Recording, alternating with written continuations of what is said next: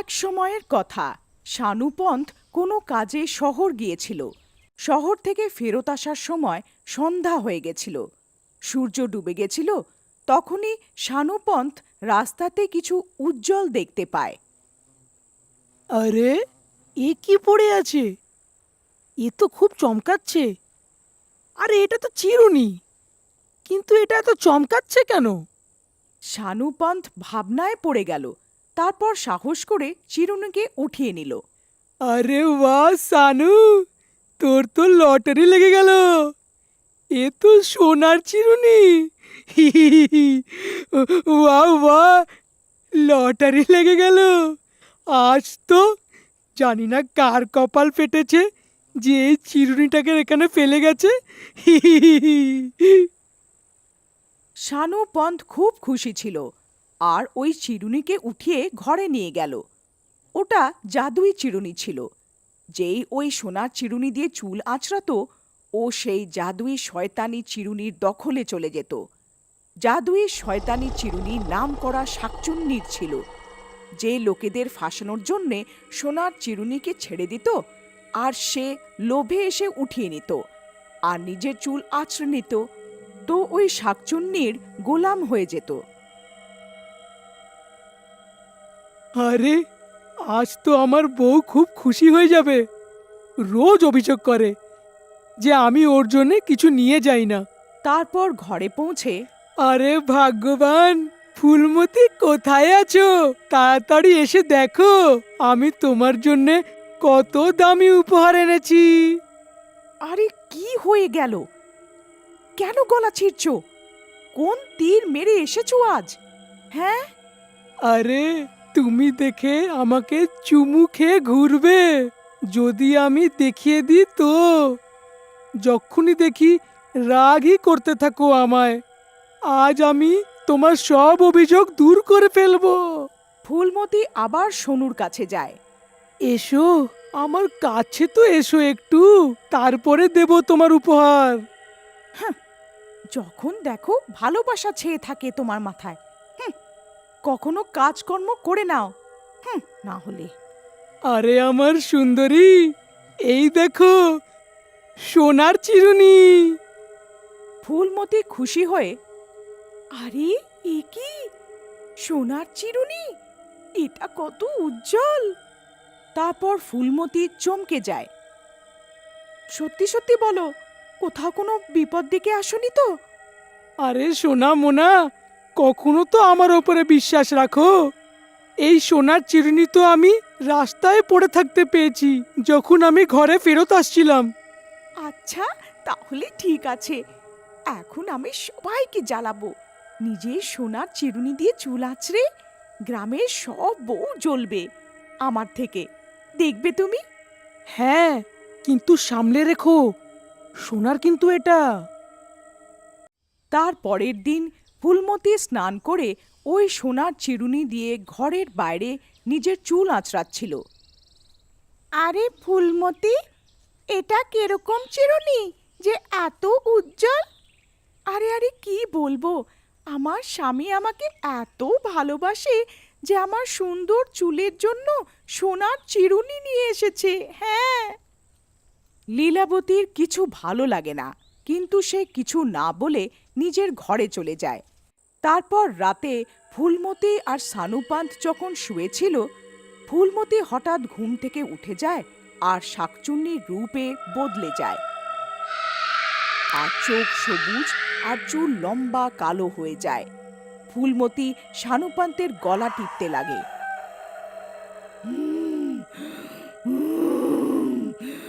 আমার শিকার ছাড়ব না। সোনুপান্তের দম আটকাতে লাগে আর ওর ঘুম ভেঙে যায়। কিন্তু ও যেই ফুলমতিকে ওর গলা টিপতে দেখে, ওর চোখ ছানা বড়া হয়ে যায়। আরে সোনা মোনা, এ কি করছো? ছাড়ো আমাকে। আমাকে মেরে নিজেকে বিধবা বানাবে নাকি?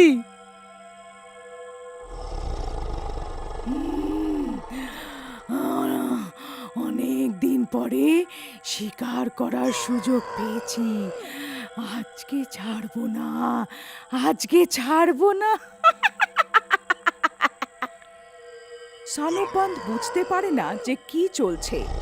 সানুপান্ত নিজেকে ছাড়ানোর জন্যে চেষ্টা করে। আরে ছাড়ো ভাগ্যবান, মেরেই ফেলবে নাকি? এ কেরম ভালোবাসা? ভালোবাসা? ভালোবাসাই তো ছড়াচ্ছি আমি। কোনোভাবে সানুপান্ত ফুলমতির থেকে নিজের প্রাণ ছাড়াতে পারে আর ঘর থেকে পালিয়ে যায়। আরে বাঁচাও রে, কেউ আমাকে বাঁচাও, আমি তো লুটে গেলাম, বরবাদ হয়ে গেলাম। আমার বউ তো শাকচুন্নি বেরোলো। আমি ওর জন্য সোনার চিরুনি আনলাম, আর বদলে ভালোবাসার বদলে আমাকে মৃত্যু দিচ্ছে। হায় রে আমার পোড়া কপাল। সানুপান্তের কান্নাকাটি শুনে গ্রামের লোক একত্রিত হয়ে যায়। তখনই ফুলমতি বাইরে আসে, সোনুপান্তের পেছনে দৌড়তে থাকে ওকে মারার জন্য। যখনই সে সোনুপান্তকে আক্রমণ করে, ওর চোখের সামনে ওর মঙ্গলসূত্র এসে যায়। মঙ্গলসূত্র দেখার কিছু সময়ের জন্য শাকচুন্নির প্রভাব কেটে যায়। আরে, আমি এত রাতে বাইরে কি করছি? আর আপনি এত কাঁপছেন কেন?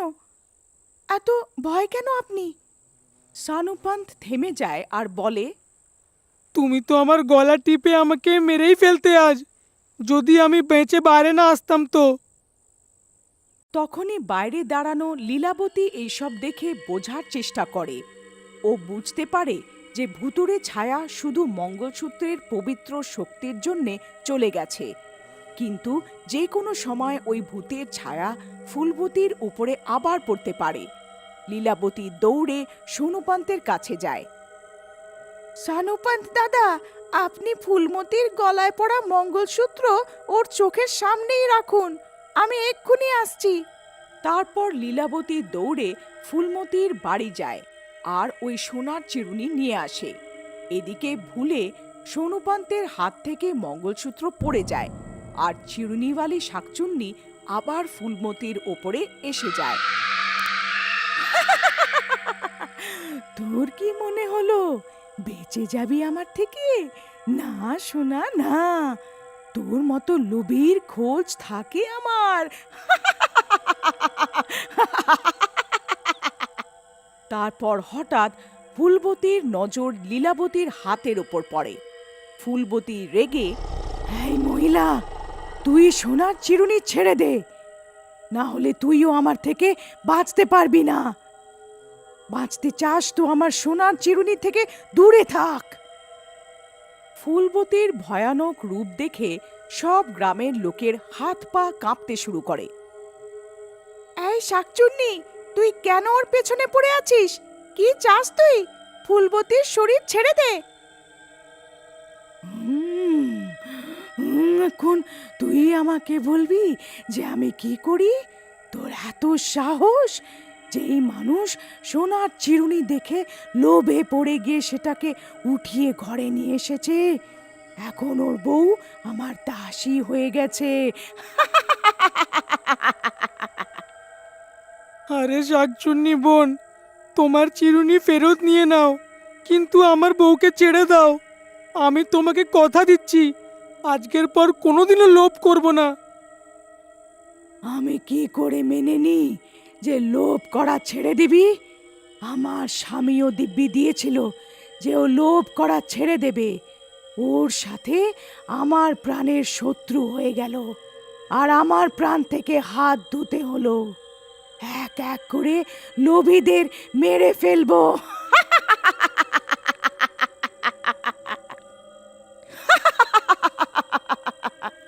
খুবই দুঃখের কথা, আমি তোমাকে কথা দিচ্ছি কোনোদিনও আর লোভ করব না, আর বাকি সবাইকেও তোমার এই কথাটা পৌঁছে দেবো।